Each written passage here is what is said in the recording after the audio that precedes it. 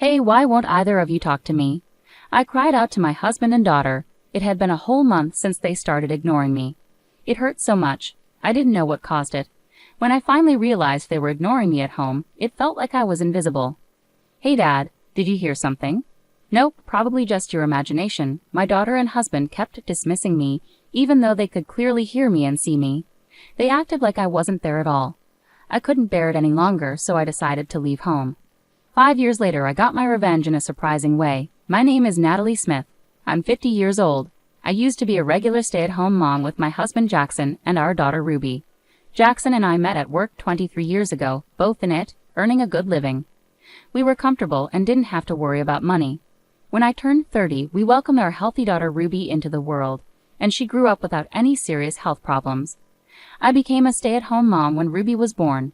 I had planned to go back to work after a year, but Jackson disagreed. Natalie, do you really need to go back to work? He asked. I think I should for Ruby's future. My salary is good, and I can support us, I replied. But wouldn't it be better to save money? We've saved up plenty, he countered. I want you to focus on our daughter and the home, he added. After many discussions, I decided to quit my job. That's when my days filled with parenting and household chores began. To be honest, I didn't realize how tough parenting could be until Lena was born. The constant feeding every few hours left me sleep-deprived and often without an appetite, but I had to stay nourished for Ruby's sake. Balancing chores was also tough. I tried to get them done while Ruby slept, but often I'd end up sleeping too due to exhaustion. Jackson helped occasionally, but he usually left things to me. He'd step in when Ruby was calm but handed her back when she cried, and so the days passed by. In a flash, Ruby turned 16. After her sweet 16 party, she confronted me. Mom, I didn't have a photographer at my party, right? She asked. Well, you didn't want to rent a dress, so we bought a new one instead. Remember? That's why we didn't hire a photographer, I explained. What? Why not? All my friends had one. Ruby exclaimed. But you can't get a photographer for free, I pointed out. I don't care about that as a kid. Isn't that something parents should handle? She retorted. Just then, Jackson walked in from work and noticed the tension. What's going on? He asked. Ruby turned to him, complaining, Dad, all my friends had a photographer at their sweet 16 parties, and I was the only one who didn't. Mom's saying it's because I didn't want to rent a dress. Is that fair? Understanding her disappointment, Jackson said, I get it. If all your friends had one, you'd want it too. I'll hire a photographer for a photo shoot in your dress. I'll take care of the cost. Really? Thank you, Dad. I love you. Ruby exclaimed happily, then turned to me with disdain and walked out of the living room. I couldn't hold back from confronting Jackson, who seemed too eager to indulge Ruby. Wait a minute. Why are you making decisions like that without discussing it with me? I asked him. What's the big deal? It's just photos, he replied casually. Just photos. Do you realize how expensive it is to hire a photographer? It could cost over $1,000, I exclaimed. Well, Ruby wants it, and shouldn't you be the one paying for that? Jackson responded, shocking me with his unexpected suggestion. What? I blurted out in disbelief. He added sarcastically, I'm the one supporting the family, you know. You don't contribute to our expenses.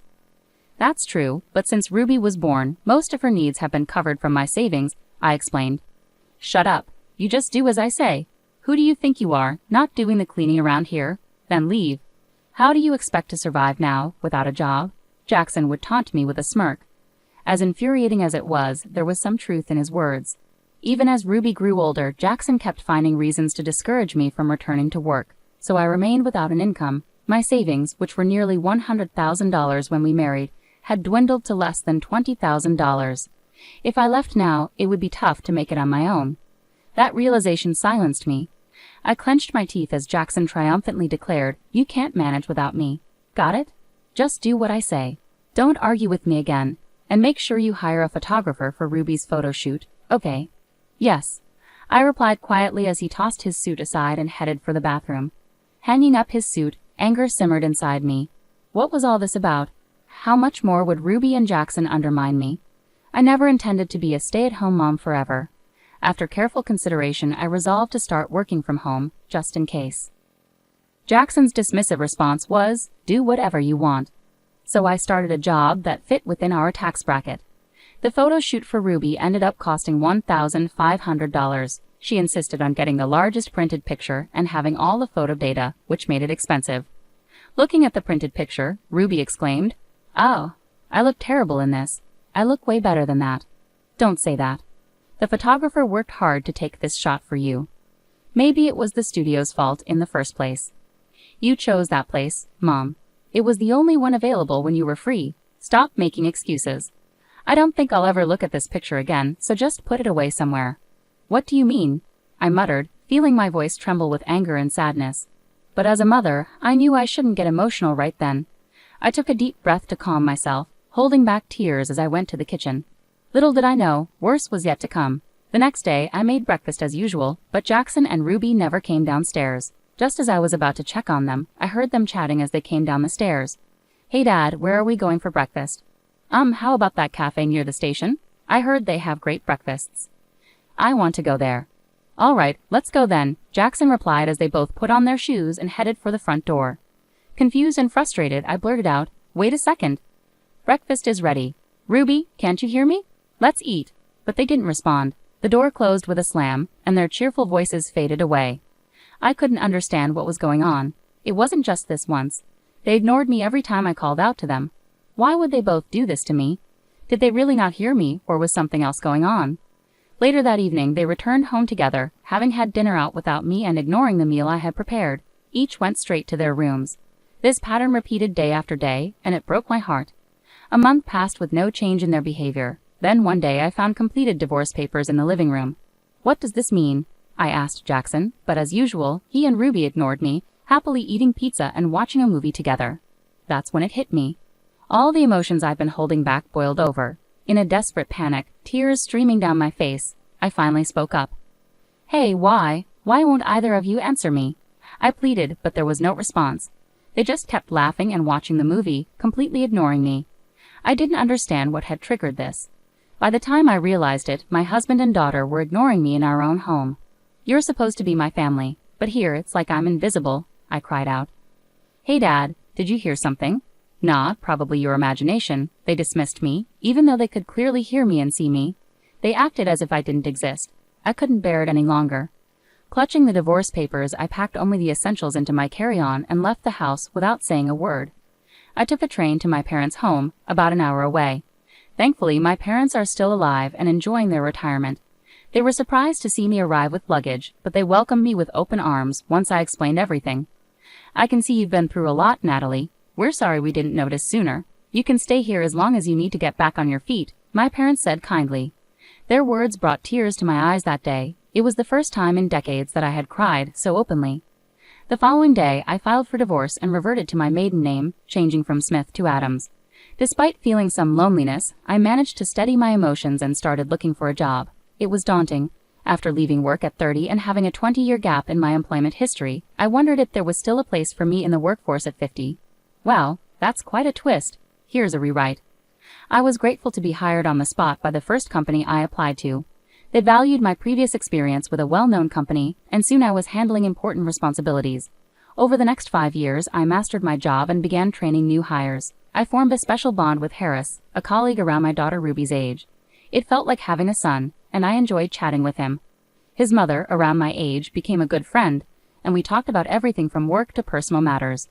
Harris, now in his 3rd year at the company, handed me an envelope one day. What's this? I asked, curiously. He grinned shyly and said, I'm getting married, and I really want you to come to my wedding. Congratulations. I'd love to be there. Thank you, I replied warmly. When I got home and opened the invitation, I was stunned. The bride was none other than my daughter, Ruby Smith. You're kidding, right? Is this some kind of coincidence? I exclaimed aloud. Just then, my phone rang. It was Jackson. Hello? It's been a while. How are you holding up? He asked casually. What do you want? Don't be like that, I replied tersely. Ruby's getting married. You should come to the wedding, Jackson said abruptly. What are you talking about? We're divorced. I can't just show up and pretend everything's fine, I retorted. Just come, okay? I'll send the invitation to your parents' house, he said, ending the call before I could respond. I had no intention of attending Ruby's wedding as her mother. However, I had already promised Harris that I would be there. It would be rude to decline now. With that in mind, I reluctantly decided to go. On the day of the wedding, 2 months later, I attended as a guest on the groom's side. Since Harris worked for me, the ceremony itself was intimate, with only close family present. Guests were to join for the reception. I noticed an empty seat in the family section. Apparently, Jackson hadn't seen me yet. As the introductory movie for the bride and groom concluded, they began greeting each table. Harris approached our table with a warm greeting. "Thank you so much for coming today," he said happily. Beside him, Ruby's expression turned pale with shock. Jackson, noticing this, rushed over in disbelief. "What's going on? Why are you sitting here?" he demanded, breathless. All eyes in the room turned toward us. Harris, observing the tense moment, asked with curiosity, "Excuse me, do you know Ms. Adams?"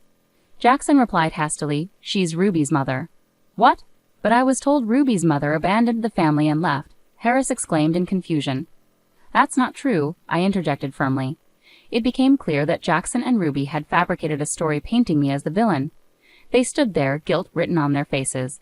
I decided to set the record straight. "Harris, I apologize for not telling you the truth earlier. I am Ruby's mother, Natalie Adams." "Did you really abandon Ruby and your husband?" Harris asked, searching for clarity. "That's not the case. At home, I was treated like nothing more than a housekeeper by my husband and daughter, and eventually, they started ignoring me." "Ignored?" "Yes, it went on for a month, and I couldn't take it anymore." Jackson had already prepared divorce papers, so I took them and left. It wasn't me who left. They pushed me away. "Ruby, why did you ignore your mom?" I asked, hoping for an explanation. Ruby's smile faded as she retorted defiantly. "Because everything about her was annoying, so Dad and I decided to ignore her. She left after just 1 month. Isn't that funny?" she replied callously. "Ruby, are you serious? It's fine. It won't bother you. Just think of me as not having a mother," Ruby said with a smile, trying to brush off the situation. But Harris, visibly angry, couldn't stay silent. "What are you saying? This is serious. I never knew you could be so heartless," Harris said, his voice filled with disappointment. Ruby, surprised by his reaction, responded in confusion. "Huh?" She clearly hadn't expected Harris to side with me. Harris, his tone cold and resolute, pulled away from Ruby's touch. "This engagement is over. I'm glad I saw your true colors before we got married," Harris declared firmly. "What? Wait, you can't be serious," Ruby protested, shocked. "Don't touch me. I don't want to be with someone as cruel as you ever again. The wedding is canceled," Harris stated firmly, cutting off any further discussion. "No way." Harris took the microphone and addressed the guests, apologizing sincerely. "I'm very sorry," he said, instructing them to take their gifts back and leave. "Wait, everyone, please don't leave." Ruby cried out tearfully, but the guests departed with cold stares. Just as I was about to follow them out, Jackson confronted me. "Natalie, do something," he pleaded urgently. "Huh? Why should I? This is your doing, isn't it? You ruined Ruby's wedding, and you don't regret it," I retorted, unable to suppress a laugh. "What's so funny?" Jackson yelled, growing more frustrated. "Just the irony of it all. I don't feel an ounce of sympathy for Ruby. You both brought this upon yourselves. You deserve this," I replied firmly. "What about Ruby's marriage?" he pressed, his voice fraught with concern. "I don't care. I'm just glad Harris, my valuable team member, doesn't have to marry someone like Ruby. He deserves someone much better. So goodbye. I won't see you ever again." With those words, I walked away from the venue without looking back. A sense of relief washed over me, knowing I had made the right decision. Later on, Harris and Ruby's engagement was called off. It turned out Ruby had been working as a temporary employee and had planned to quit her job for marriage. Without a stable income and now without a fiancé, Ruby started spending recklessly on designer items to cope with her stress. Meanwhile, Jackson found himself draining his savings to support Ruby's lifestyle. It was clear their unsustainable lifestyle was heading towards disaster. Finally free from those burdens, I felt liberated. Moving forward, I want to focus on living my life to the fullest, pursuing my own happiness without being weighed down by their drama.